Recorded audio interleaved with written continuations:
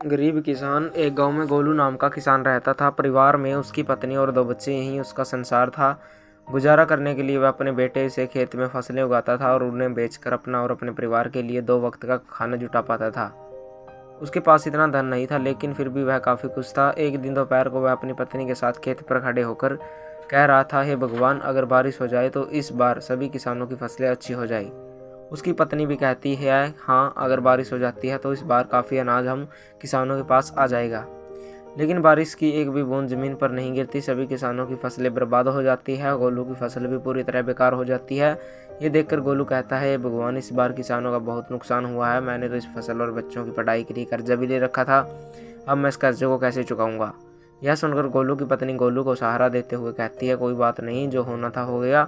संतोष भैया शहर गए हैं, हो सके तो आप भी शहर चले जाइए। शहर जाकर थोड़ा पैसा कमा पाएंगे तो कर्जा भी चुका देंगे। यह सुनकर गोलू कहता है, हाँ, अब मेरे पास केवल 2 ही रास्ते हैं, या तो मैं शहर जाकर थोड़ा पैसे कमा लूँ या फिर खेत बेच दूँ। लेकिन मैं खेत बेचना नहीं चाहता, क्योंकि हमारे पालन पोषण का यही एकमात्र सहारा है। अगली सुबह गोलू शहर जाने के लिए तैयारी करता है। वह अपनी पत्नी से कहता है, सुनो, मैं कोशिश पूरी करूँगा कि कहीं अच्छा ऐसा काम ढूंढ लूँ और थोड़ा बहुत पैसा कमा लूँ। जैसे ही कुछ पैसे जाएंगे मैं तुम्हें खर्चे के लिए भिजवा दूंगा। आप मेरी और बच्चों की चिंता मत कीजिए, मैं कुछ दिनों के लिए मायके में रह लूँगी। आप अपना ध्यान रखिए और शहर जाकर पैसे कमाइए। गोलू के जाते वक्त गोलू की पत्नी उसे कुछ पैसे देती है। यह देखकर गोलू कहता है, यह पैसे कहाँ से आए। गोलू की पत्नी कहती है, मैंने थोड़ा थोड़ा करके यह पैसे जमा किए थे अपने बुरे वक्त के लिए। अब शायद इनका सही वक्त आ चुका है, यह लीजिए, रखिए। गोलू थैला उठाता है, इसी में उन पैसों को रख लेता है और शहर के लिए रवाना हो जाता है। शहर पहुंचकर वह काम ढूंढना शुरू करता है, लेकिन पूरा दोपहर काम की तलाश करते करते वह थक जाता है, लेकिन काम नहीं मिलता है। वह बगीचे में जाकर पेड़ की छांव में बैठ जाता है। वहीं पास में 2 जेब कतरे आपस में बात कर रहे होते हैं। सुन बे चंगू, 2 दिनों से कुछ भी मुर्गा हाथ नहीं लगा है। लगता है इसके पास काफ़ी माल है। इस बार खाली हाथ लौट कर नहीं आना है। सही कहा मालिक, आपकी निगाहें तो बहुत तेज हैं। चल काम पर लग जा, मैं इसे बातों में उलझा लूँगा और तू इसका थैला लेकर 1 9 11 हो जाना। मालिक, 1 9 11 नहीं, 9 2 11 होता है। बकवास बंद कर और काम पर लग जा। उनमें से एक गोलू के पास जाकर उससे बात करने लगता है, अरे श्याम शर्मा बाबू, कैसे हो? बड़े दिनों बाद दिखाई दिए हो। अरे भाई, आप कौन? मैं तो आपको जानता भी नहीं हूँ और मेरा नाम शर्मा बाबू नहीं है, मेरा नाम तो गोलू है। अरे हाँ, तभी तो मैं कहूँ कि तुम्हारा नाम भूल रहा हूँ।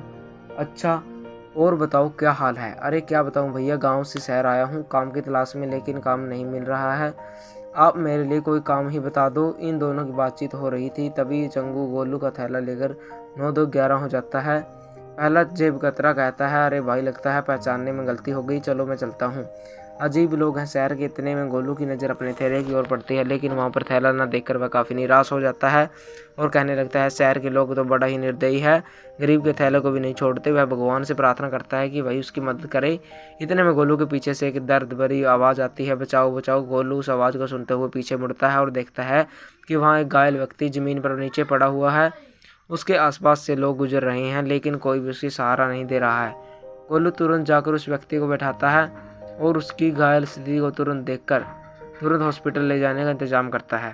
हॉस्पिटल ले जाकर वह डॉक्टर से बात करता है, डॉक्टर साहब, इन्हें देख लीजिए, यह बहुत घायल है और दर्द के मारे करा रहे हैं। डॉक्टर उस व्यक्ति की हालत देखता है और कहता है, इसके लिए तुम्हें कुछ पैसे काउंटर पर जमा करने होंगे। यह सुनकर गोलू आश्चर्य में पड़ जाता है और डॉक्टर से कहता है, डॉक्टर साहब, आज सुबह ही मैं शहर आया हूँ काम की तलाश में, लेकिन काम तो मिला नहीं, ऊपर से मेरा थैला भी किसी ने चुरा लिया।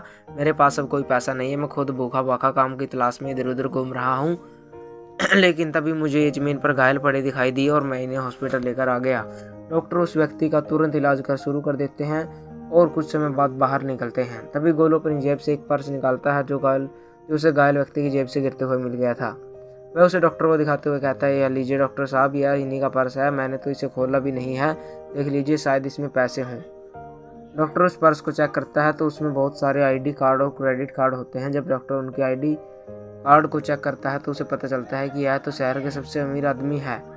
वो तुरंत गोलू से कहता है, अच्छा हुआ जो तुम इन्हें हॉस्पिटल लेकर आ गए, तुम जानते हो यह शहर के सबसे बड़े आदमी है। मुझे नहीं पता, मैंने तो अपना फ़र्ज निभाया है। डॉक्टर गोलू को शाबाशी देता है और कहता है, कल सुबह इन्हें होश आ जाएगा, तुम कल सुबह आकर इनसे मिल सकते हो, और वापस इलाज वाले कमरे में चला जाता है। गोलू रात भर उस गार्डन में ही सोता है और सुबह होते ही वह हॉस्पिटल वापस आ जाता है। गोलू डॉक्टर से पूछता है, डॉक्टर साहब, अब इनकी तबीयत कैसी है? डॉक्टर कहता है बिल्कुल ठीक है, तुम इनसे मिल सकते हो।